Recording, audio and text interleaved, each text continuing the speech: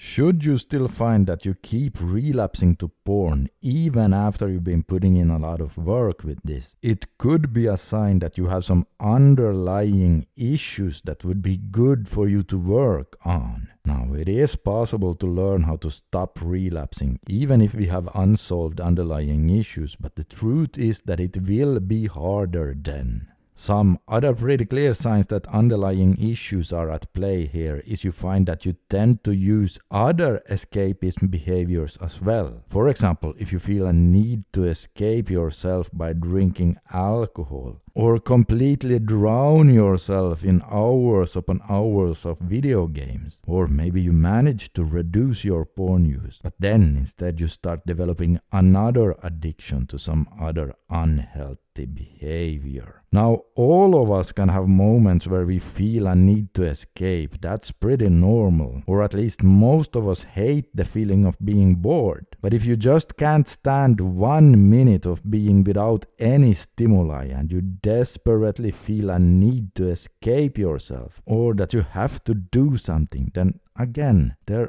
are probably some needs you are not meeting. So let's take a look at the top 6 human needs as Tony Robbins puts them. And they are certainty, variety, significance, connection and love, growth, and contribution. Now, one thing to keep in mind here is that it doesn't work like you have to have equal amounts of every one of these in order to be whole. No.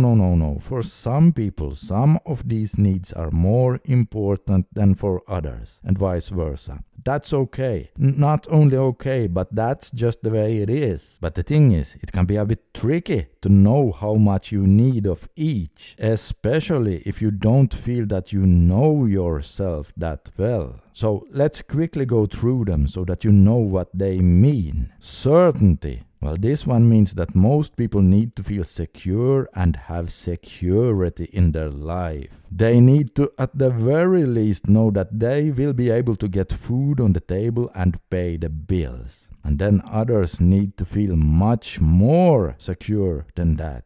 They can have a strong need to, for example, know what their day will look like and what's going to happen in the near future in much greater detail. They just feel that they have to know, or else they get anxious. They have to know in advance. They have to be certain. I know I personally have a pretty strong need for certainty. I always prefer to know who is going to be in a social gathering before I get there. If I have a trumpet gig coming up, I always want to know the exact route how to get there in advance, even though I know it's going to be a very easy route to find and that there most likely won't be any problems with that, and on and on. But you get the idea here.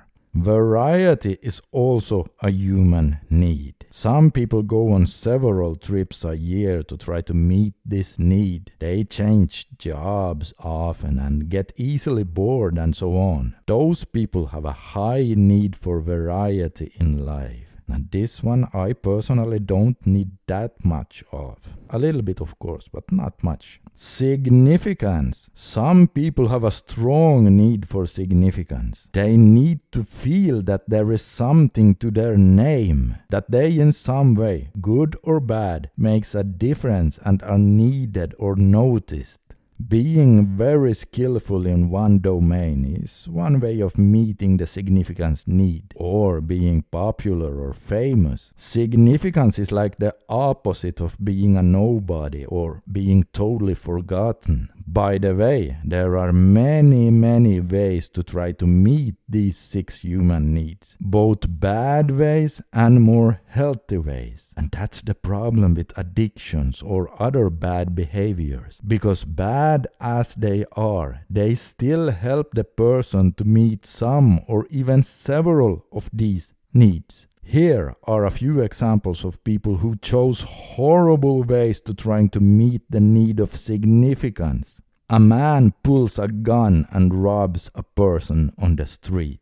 That right there is instant significance, because right at that moment the man with the gun is definitely not going to get ignored. In fact, that very second he is the most important person for the victim. Important in a way that he can't just be shrugged off, of course. Or even worse, think of those school shooters who have been ignored most of their lives, and then one day they go and do the unthinkable, shooting a bunch of students while shouting something like, "Remember my name," or something like that. They clearly had a super high need for significance, and they chose the worst way of trying to get it. But for a moment there, they actually got it. And all the news stations and newspaper obviously wrote about them as well. Even more significance there. But in a horrible way. A much more productive way, obviously, would be to practice some form of skill so that you become so good within whatever you do that people start talking about you and you get attention and you feel, hey, I'm really good at this. There is actually something to my name now. For example, I have always felt I have been the best trumpet player in most of the bands I've played with in my life, and naturally that has given me a feeling of significance during the gigs and also during band practice, because the people kind of look up to me in a way, at least some of them.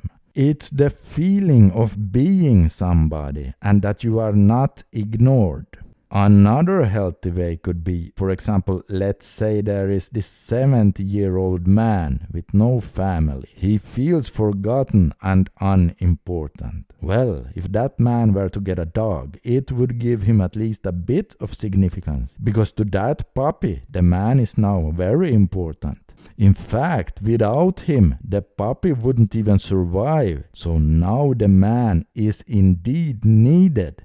Again, there are thousands of different ways of trying to meet a need, and some are very good, others extremely horrible, and then you will find everything in between those two as well. Connection and love. Now this one I don't even have to explain. Some people have a really strong need for connection and others not so much. But I do want to say that from experience I have noticed that the most common need that guys who have a porn addiction feel that they are lacking in is in fact connection and love. Now I'm not saying everyone who is addicted to porn is lacking connection or love, but indeed many do. So if you keep struggling and you feel a need to escape, this is definitely something for you to consider. The growth then. Well, growth is another human need. We need to feel that we are growing in some way, growing as a person or getting a better life in some way. Things are improving, they are growing.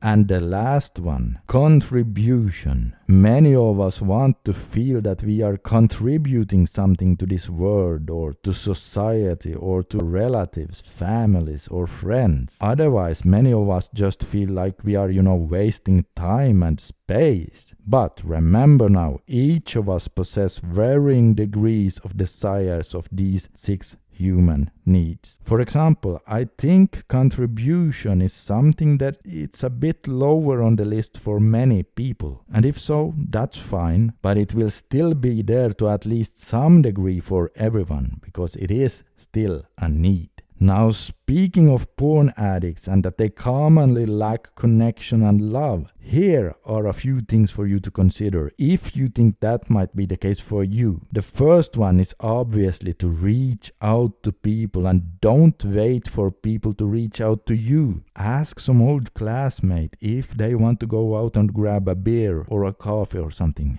Join a community or a club of some sort. And here is something really valuable. Start helping more people. Almost all the time, see if you can help someone. You see, when you help someone, you instantly get a sense of connection to that person. So that is a wonderful way of meeting that need. And not only that, you also become a bit more significant because the person you are helping will remember you. And on top of that, you are contributing to society. So by helping someone, you also meet the last need here. And as if that wasn't enough, by doing that you also grow as a person. So you are meeting at least 4 human needs with one action. Now talk about a high quality thing to do, both for others and yourself. Because don't twist it here. It's not just about helping others. You are actually helping yourself by helping others. And yeah, so that is pretty amazing when you think of it. And I would like to invite you to be creative here as well. Try to figure out what needs you are trying to meet with your bad habits, and then be creative with coming up with new, more healthy alternatives of meeting those needs.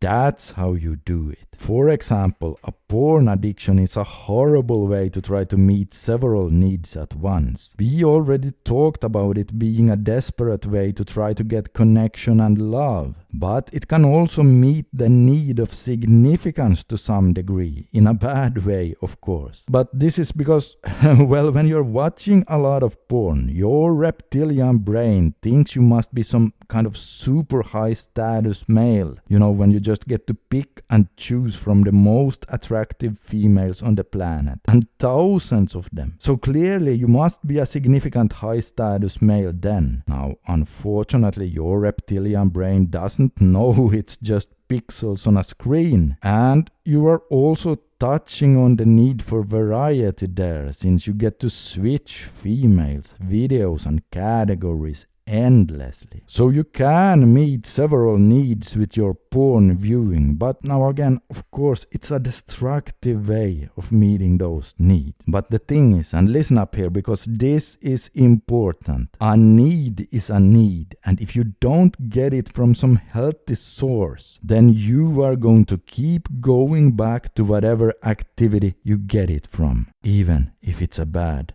activity. So if you feel that you are someone who keeps going back to unhealthy escapism activities, that right there might have given you an aha moment. Now, identifying needs, bad ways you are trying to meet them, and then finding and installing new healthy ways of doing so is probably not something you will be able to do just with the snap of your fingers. It will probably take some work, but that's okay. Start working on it. I'm sure you can make good progress on your own. But if you really feel that this is where you're struggling, then getting a bit of help from some skillful therapist can be a wonderful thing to do. But even if you don't, then make finding healthy ways of meeting your needs a part of your life from here on out. And then be patient and let it take the time it needs. No one is saying that you need to be absolutely 100% free from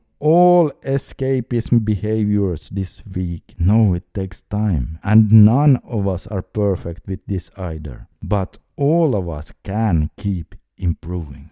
So if you now are wondering if you are addicted to porn or not, and perhaps you might need some helpful tips on how to quit, then you should download my free 90-day no porn advice and tool guide right now by using the link under the video. In the end of that guide, there is also a link to a porn addiction test you can take to find out where you stand. You see, as someone who has been involved in the porn addiction community now for more than 11 years, I consider myself somewhat of an expert on this. So you should really consider getting this guide. And it's totally free, so go ahead and download that guide right now by using the link under the video. Now, it's not a big online course or anything like that, but it's a really helpful and easy to read PDF file, and again, it's 100% free as a gift from me to you. Now